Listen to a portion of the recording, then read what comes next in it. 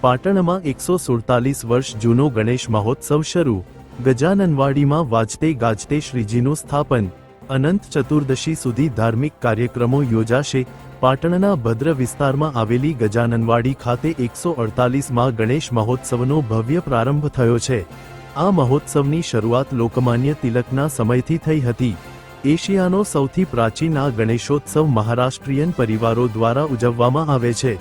અનંત દેવધરના નિવાસ સ્થાનેથી શ્રીજીની પાલખી યાત્રા નીકળી હતી। આ યાત્રા જીણીપોળ વિસ્તારમાં ફરીને ગજાનંદવાડી ખાતે પૂર્ણ થઈ હતી। મહારાષ્ટ્રીયન મહિલાઓ અને ભક્તોએ શ્રીજીની મૂર્તિનું વિધિવત સ્વાગત કર્યું હતું। બ્રાહ્મણોએ મંત્રોચ્ચાર સાથે મૂર્તિની સ્થાપના કરી હતી। ગણેશવાડીમાં માટીની મૂર્તિની સ્થાપના કરવામાં આવે છે। મહોત્સવ દરમિયાન ગણેશ ચતુર્થી, ઋષિ પંચમી, જ્યેષ્ઠા ગૌરી આહ્વાન, નવમી, દશમી અને અનંત ચતુર્દશી સુધી વિવિધ ધાર્મિક કાર્યક્રમો યોજાશે। દર વર્ષે કાળી માટીની એક જ કદ અને આકારની મૂર્તિ બનાવવામાં આવે છે। વિસર્જન સમયે મૂર્તિમાંથી થોડી માટી આગામી વર્ષની મૂર્તિ માટે રાખવામાં આવે છે। આમ 148 વર્ષ જૂની મૂર્તિનો અંશ આજની મૂર્તિમાં પણ સમાયેલો છે। પાટણથી શરૂ થયેલો આ ઉત્સવ હવે સમગ્ર દેશમાં ઉજવાય છે। આ બાબતે પાટણના મહારાષ્ટ્રીયન સમાજ ગૌરવ અનુભવી રહ્યો છે કે આઝાદીની ચળવળની અંદર લોકમાન્ય તિલક સાહેબે શ્રી ગણેશ મહોત્સવની સ્થાપના કરેલી હતી અને એનો ઉપયોગ એ સ્વતંત્રતાના સંદેશા ફેલાવવા માટે પણ કરેલો હતો।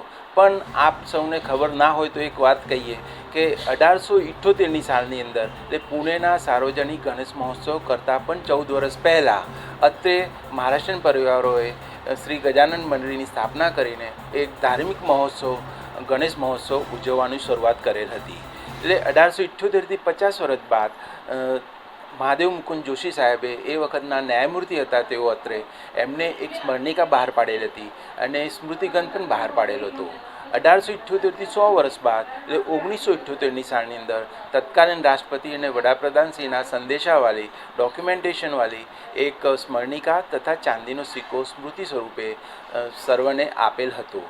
આ વખતે 148મો ગણેશ મહોત્સવ શ્રી ગજાનન મંડળી ઉજવી રહી છે અને ધામધૂમથી આ પવિત્ર મહોત્સવ 10 દિવસ અને અનંત ચતુર્દશીના દિવસે આખા હિન્દુસ્તાનમાં જ્યારે વિસર્જન થાય છે ત્યારે અહીંયા બ્રહ્મ મુહૂર્તમાં પૂનમના દિવસે ધાર્મિક વિધિથી મંત્રોચ્ચારથી એનું વિસર્જન થશે અને પછી 13 બાદ એને જળાશયની અંદર પધરામણી કરવામાં આવશે। બીજું એક કહેવાનું કે આ 148 વર્ષથી એક જ મૂર્તિ છે એવું આપણે કહી શકીએ, કારણ કે દર વખતે જ્યારે વિસર્જન કરીએ છીએ ત્યારે આ જ મૂર્તિનો એક માટીના અંશ આવતી વખતે ફરીથી નવીન મૂર્તિ જ્યારે સાકાર થાય છે એની અંદર મેળવવામાં આવે છે। એટલે વિસર્જન અને સર્જન એ પરંપરા કુદરતી છે એ પ્રમાણે જ આ ચાલુ રહે છે। અસ્તુ।